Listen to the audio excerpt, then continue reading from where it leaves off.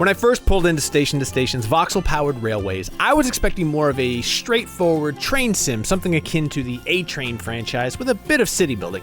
The reality, however, is much different. Station to Station is more like a puzzle game built around some of the tropes of simulation-style games, with stuff like resource and money management unlocking the next possibility in the gameplay loop.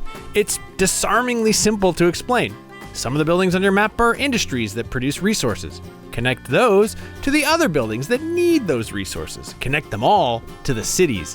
When everything is connected according to its needs and its ability to produce, you win! Haha, congratulations! That's the game at its most basic.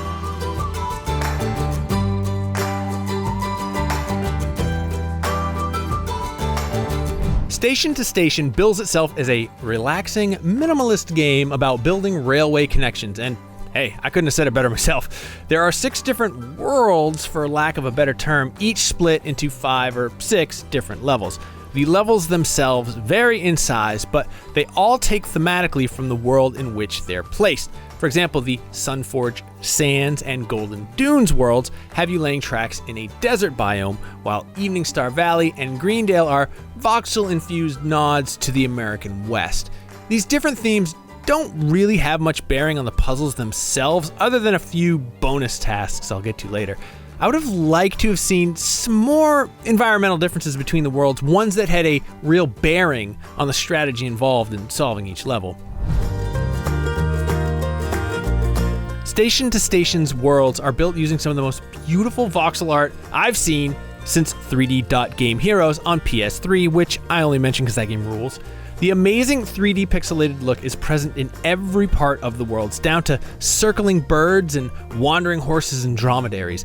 These chunky little fellas are charming enough, but each city, town, and industry also get their own voxelated models that are pretty enough to make me wish my ashes could be spread inside the worlds of Station to Station when I die. Please, someone figure that out for me. The heartwarming voxel models are wonderful in and of themselves, but the lighting in Station to Station takes the charm up even further. The rivers and lakes glisten in the sun, and there's a perpetual golden hour warmth to many of the levels. As you build out your tracks and link things together, the landscape begins to fill with color, with each connected industry spreading a golden ring of life from its place on the map. It's just so lovely. Each level is still beautiful, even when none of the resources have been connected yet, but as you fill out the map, it turns into an inviting, colorful world that seems to be wholly unconcerned with whether or not you're watching it. I could gush about the look of Station to Station for pretty much the rest of this review, but only because it fits so damn perfectly with the style of gameplay behind it. The concept is pretty simple. You start each level with a few buildings on your map, and then connect them together so each resource connects with the building or city that needs it. For example, the second level in Golden Dunes drops you into a map with a paper mill, a logging camp, and some water towers. The paper mill requires logs and water to make paper, so you're going to need to link those buildings together by adding a train station at each, and then connecting those stations with a railway. The city itself needs water, among other things, so running a track from that line of interconnected stations will deliver the hydration the growing city needs. You're encouraged to link up your resources in non-logical ways with a stacking mechanic, which is a cool little twist that had me thinking outside the box. In a nutshell, if your city needs tools, you'd make the connections almost in reverse order. Tools require a tool factory, which requires steel, which requires both coal and iron ore. So hook the coal and ore to the tool factory, hook the steel mill to the city, then run a freight line to the city, and boom, watch those bonuses stack up.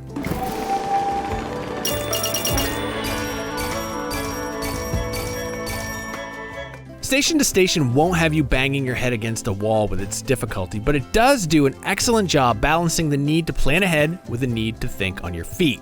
You don't immediately start each level with each building in place. Those open up only after you've hit a certain monetary goal that's different for every stage. So you might plan the perfect rail line from one resource to another and back to your city, only to discover now you have to go over an existing rail line with a more expensive bridge to link up two newly unlocked map features.